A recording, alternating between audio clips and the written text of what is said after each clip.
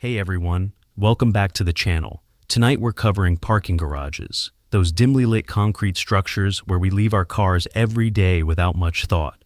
But as these three true stories will show you, parking garages can be hunting grounds for predators who know that people are distracted, alone, and vulnerable when returning to their vehicles.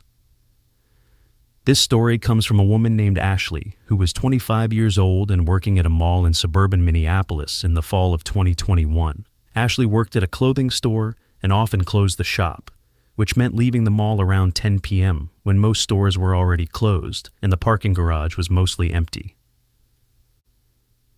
On a Tuesday night in October, Ashley finished closing procedures and headed to the parking garage where her car was parked on the third level. The garage was poorly lit with half the fluorescent lights flickering or burned out. Ashley's footsteps echoed as she walked through the nearly empty structure. As Ashley approached her car, she noticed a white van parked directly next to her driver's side door. This was odd because when she'd parked that morning, there had been plenty of empty spaces and no one had been parked next to her. Now this van was so close she'd have to squeeze between the vehicles to get to her door. Ashley's instincts immediately kicked in. She'd read articles about predators using vans to abduct people in parking garages. She stopped about 20 feet from her car and pulled out her phone, pretending to take a call. "Hey, yeah, I'm just getting to my car now," she said loudly to no one. "I'll be home in 15 minutes. Wait for me outside, okay?" She watched the van carefully as she spoke. The van's windows were tinted, but she thought she saw movement inside, a shadow shifting. Ashley made a decision. She turned around and walked quickly back toward the mall entrance. Behind her, she heard a van door slide open. She didn't look back. She just walked faster. "Hey!" a male voice called out. "Hey, wait!" Ashley broke into a run. She could hear footsteps behind her. Someone was chasing her. She ran as fast as she could back to the mall entrance, which thankfully was still unlocked for late employees and cleaning crews. She burst through the doors and found a security guard. "Someone's chasing me in the parking garage. A man from a white van." The security guard immediately radioed for backup and accompanied Ashley back toward the garage. But by the time they got there, the van was gone. They found Ashley's car untouched, but on the ground next to her driver's door was a zip tie, the kind predators use to quickly restrain victims' hands. Security reviewed camera footage and got a partial view of the van's license plate. Police were able to track down the vehicle, which belonged to a man with a history of assault and attempted kidnapping. He'd been released from prison just 6 months earlier. When police searched his van, they found rope, duct tape, zip ties, a knife, and a taser. He'd been driving around mall parking garages looking for women leaving work alone, parking next to their cars, and waiting for them to return. Ashley was lucky. Her awareness and quick thinking had saved her from becoming his next victim. The man was arrested and charged with attempted kidnapping and stalking. He's currently serving a 15-year sentence. Ashley quit her job at the mall and found work at a different location, with better lit parking. She also bought pepper spray and a personal alarm, and she never walks to her car alone late at night anymore. Because Ashley learned that parking garages are one of the most dangerous places for women, especially when leaving work late. Predators know that people are tired, distracted, thinking about getting home. They know that in a mostly empty garage there are no witnesses, and they know that the sound of vehicles and garage acoustics can muffle screams. Ashley's fake phone call and decision to turn around likely saved her life that night. And now she wants every woman to know. If something feels wrong when you're approaching your car, trust that feeling. Turn around, go back to where there are people. Your instincts exist for a reason. This story comes from a man named David, who was 33 years old and working late at his office in downtown Seattle. It was a Wednesday night in February of 2022, and David had stayed late to finish a presentation. He left his office building around 11 p.m. and headed to the parking garage connected to the building. The parking garage was a multi-level structure shared by several office buildings. During the day, it was packed, but at 11 p.m. it was nearly deserted, just a few cars scattered across the levels. David's car was parked on level 4. He took the elevator up and stepped out into the concrete structure. The harsh fluorescent lighting created deep shadows between the support pillars. David's footsteps echoed loudly as he walked toward his car. About halfway to his car, David heard something that made him pause. Other footsteps, behind him. walking at the same pace he was walking. David stopped. The footsteps behind him stopped. David told himself he was being paranoid. It was probably just another late worker heading to their car, but something felt wrong. He turned around to look. About 30 feet behind him, partially hidden behind a concrete pillar, was a figure, a man, standing completely still, watching David. "Can I help you?" David called out, trying to sound confident despite the fear creeping up his spine. The man didn't respond, didn't move, just stood there in the shadows, staring. David quickly pulled out his phone and started walking toward his car again, faster now. Behind him, the footsteps resumed, matching his pace. When David walked faster, the footsteps walked faster. When David slowed down, they slowed down. David was now genuinely scared. His car was still about 100 feet away. He considered running, but he didn't want to turn his back on whoever was following him. He started walking backward, keeping his eyes on the figure behind him. The man emerged from behind the pillar and was now walking openly toward David, no longer trying to hide. David could see him more clearly now. Tall, wearing dark clothing, face partially obscured by a hood. "Stay away from me!" David shouted. "I'm calling the police!" The man stopped walking, but didn't retreat. He just stood there, about 20 feet away, watching David with an intensity that was terrifying. David reached his car and fumbled with his keys. His hands were shaking so badly, it took 3 tries to get the key in the lock. The entire time, the man stood there, watching, waiting. David finally got the door open and threw himself inside, locking the doors immediately. He started the engine and looked in his rearview mirror. The man was walking toward his car now, faster, almost running.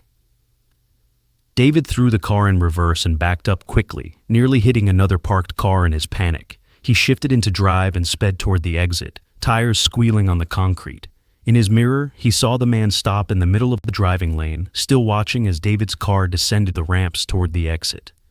David drove straight to a police station and reported what happened. Officers went to the parking garage, but found no one matching the description. However, security footage confirmed David's story. The man had been hiding behind pillars on level 4 for over an hour before David arrived, as if waiting for someone. More disturbing was what security discovered when they reviewed footage from previous nights. The same man had been in the garage multiple nights that week, always late at night, always hiding and watching. He appeared to be studying patterns, learning when people left work, identifying potential targets. Police never identified the man, but they increased patrols in the area and posted warnings in nearby office buildings about the incident. David learned from police that there had been 2 robberies and 1 assault in that garage over the past 6 months, all following the same pattern. Someone waiting in shadows, following victims to their cars, then attacking when they were vulnerable. David now parks on lower levels near the attendant booth, even if it means a longer walk to his office. He also makes sure to leave work with colleagues when possible, or he calls security to escort him to his car. And he always has his keys ready and his phone in hand before entering the garage. Because David learned that parking garages at night are places where predators can hide and wait with minimal risk of being seen. The shadows between pillars, the blind spots created by parked cars, the echoing acoustics that make it hard to tell where sounds are coming from, it all creates the perfect hunting ground for someone with bad intentions.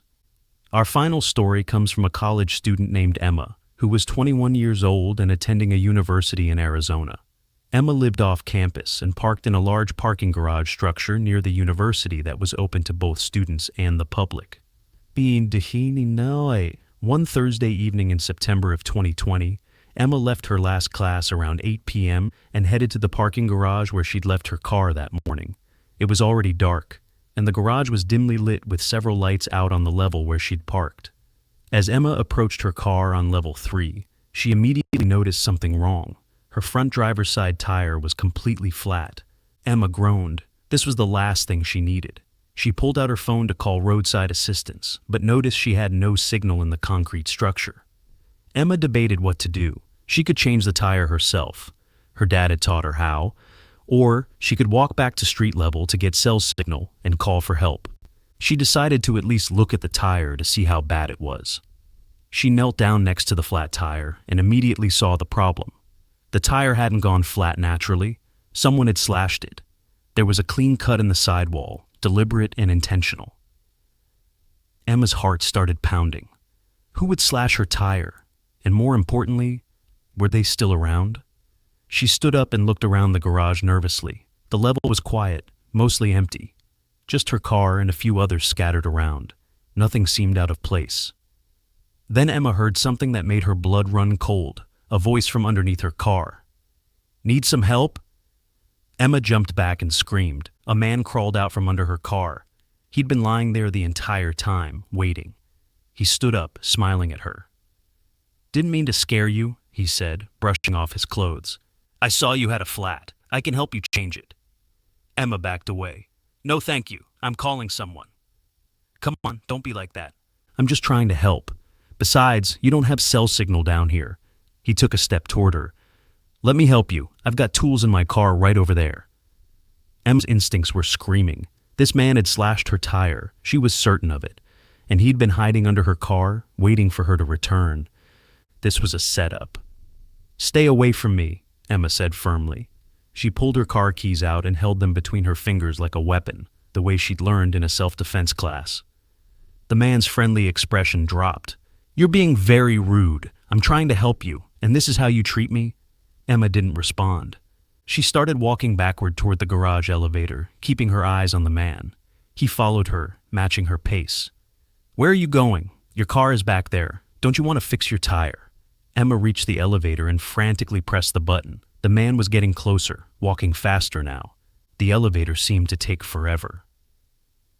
Finally, the elevator doors opened. Emma jumped inside and immediately pressed the button for the ground floor and the door close button repeatedly. The man broke into a run, but the doors closed just before he reached them.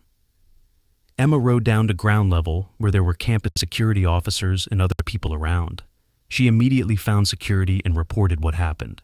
Officers went up to level 3 with Emma and found her car with the slashed tire. They searched the area, but the man was gone. Security reviewed camera footage and made a disturbing discovery. The man had been in the garage for over 3 hours. He'd watched Emma park that morning, noted which car was hers, and had come back later with a knife. He'd slashed her tire, then hidden under her car, waiting for her to return. The footage showed him lying under her car for over 40 minutes before Emma arrived. If Emma had accepted his help, if she'd walked with him to his car to get tools, she would have been isolated and vulnerable. Security found his car, a van with no windows in the back, and inside were zip ties, rope, and duct tape, classic kidnapping tools. Police were called and tracked down the man using his license plate from the footage. He had a history of assault and was wanted for questioning in connection with a missing woman from a nearby college. He was arrested and eventually charged with attempted kidnapping, stalking, and assault. He's currently in prison. Emma's car was towed and repaired, but she never parked in that garage again. She now parks in a different lot that's smaller, better lit, and has attendants on duty. She also installed the dash cam that records even when her car is parked, and she checks under and around her car before getting in. Because Emma learned that predators don't just wait in garages, sometimes they create situations that force you to stay there. A flat tire, a car that won't start. These things make you vulnerable and predictable. And if someone offers help in a situation like that, especially in a parking garage when you're alone, there's a good chance they're the one who created the problem in the first place. Emma's self-defense training and trust in her instincts saved her that night. She knew something was wrong, and she acted on it, even though the man was being friendly and offering help. Because sometimes, the most dangerous people are the ones who seem the most helpful. Those were tonight's 3 scary true parking garage horror stories. Parking garages are necessary parts of modern life, especially in cities and at large venues. But they are also some of the most dangerous places we regularly visit, with countless opportunities for criminals to hide, wait, and strike when we're alone and vulnerable. Thanks for watching. Subscribe, hit that like button, and stay safe out there. I'll see you in the next video.